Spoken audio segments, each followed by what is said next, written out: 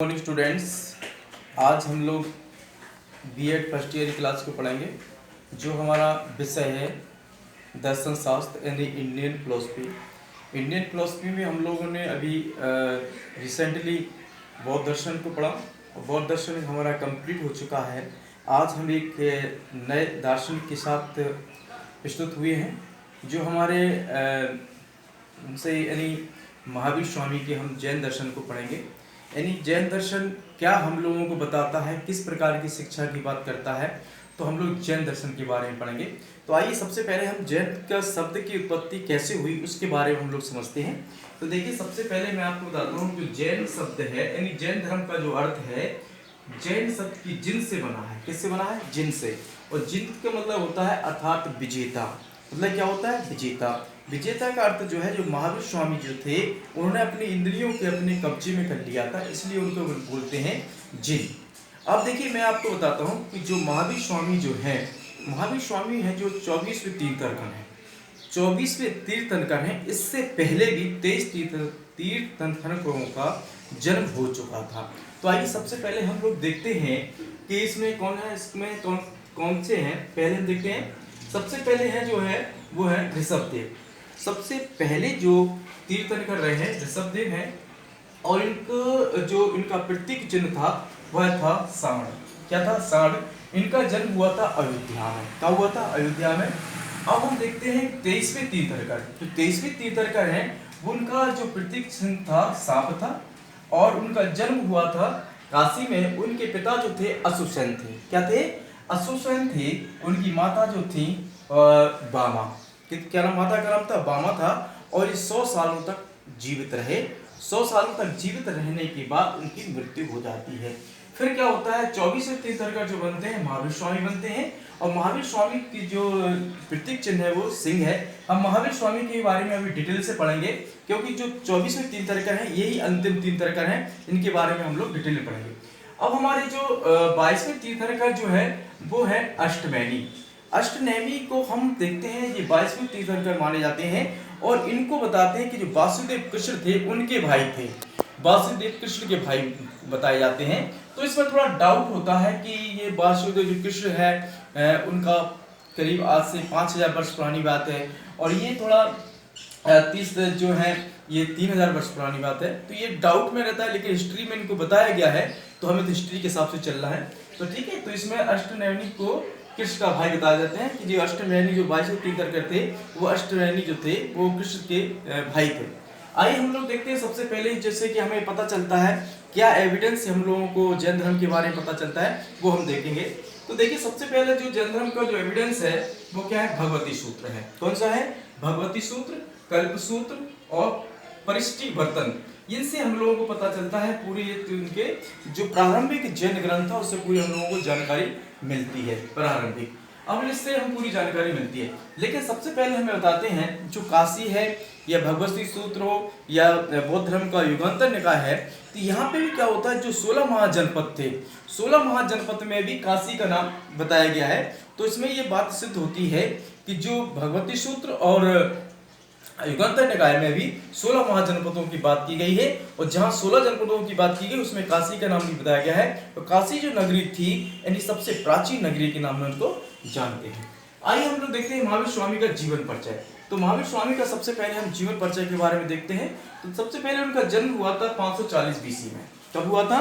आज से 540 बीसी यानी आज से 2500 वर्ष पहले उनका जन्म हुआ था। तो हम यहाँ पे देखते हैं जो भगवान बुद्ध थे उनका जन्म हुआ था 563 बीसी में और जिनका जन्म हुआ था 540 में। तो दो चीज में देखते हैं कि जो अंतर है उनके जो आयु में वो मात्र 23 वर्ष का है। यानी बुद्ध 23 साल उनसे बड़े थे।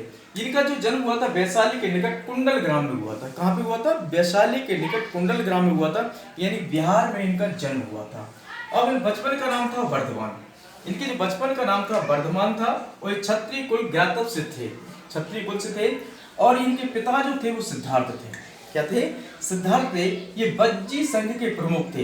बज्जी संघ का मतलब क्या है? जो संघ थे छोटे छोटे संघ राज्यों से, छोटे छोटे क्षेत्रों से क्या संघ बनाया जाता था, उस संघ के जो मुखिया थे। उस संघ का अगर हम देखते हैं तो 16 महाजनपद जो थे उनमें उनका नाम उल्लेख होता है 16 महाजनपदों में। आइए हम देखते हैं उनकी जो माता थी वो त्रिशला थी। त्रिशला जो थी वो लिच्छवी कुल की कन्या थी। किसकी थी? लिच्छवी कुल की कन्या थी और चेटक की बहन थी। अब हम लोगों को यहाँ थोड़ा समझना है, बहुत इंपॉर्टेंस, कि यहाँ पे हम देख रहे हैं कि चेटक की बहन, एक चेटक की बहन तो किसको ब्याही है? उनको क्या कहते हैं, सिद्धार्थ को, महावीर स्वामी के पिताजी को। और दूसरी जो उनकी बहन थी वो किसको? बिंबिसार को ब्याही थी। किसको ब्याही थी? बिंबिसार को ब्याही थी। उसका नाम था चेलना। क्या नाम था? चेलना। तो हमको ये समझना है कि महावीर स्वामी के पिता और बिंबिसार दोनों क्या थे? आपस में साड़ू थे और साड़ू थे।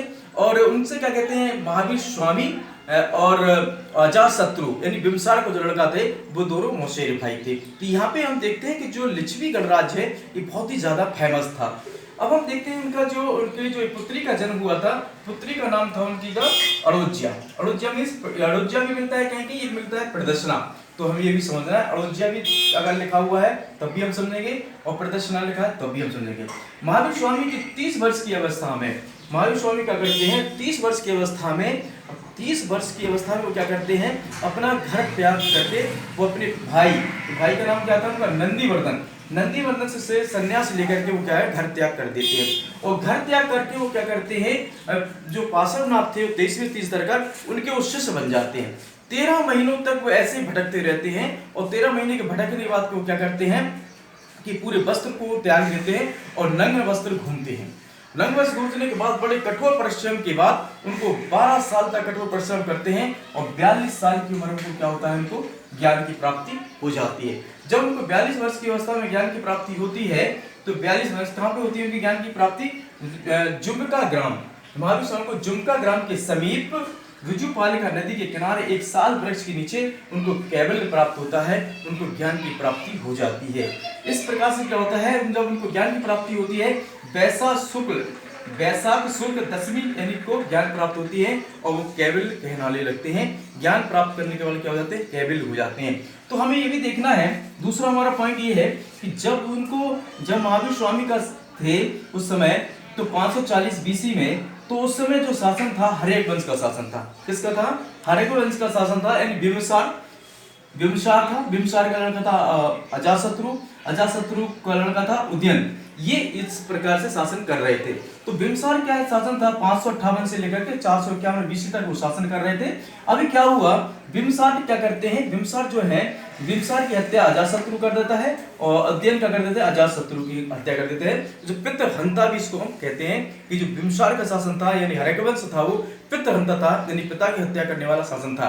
इस प्रकार से पूरा शासन उनका चलता रहता है महावीर स्वामी का। कल हम महावीर स्वामी के बारे में जो शिक्षा दर्शन है, उनका एजुकेशन क्या है उसके बारे में पढ़ेंगे। आज हमने महावीर स्वामी का जीवन परिचय पढ़ा। आज का टॉपिक यहीं खत्म होता है। आपका दिन शुभ हो।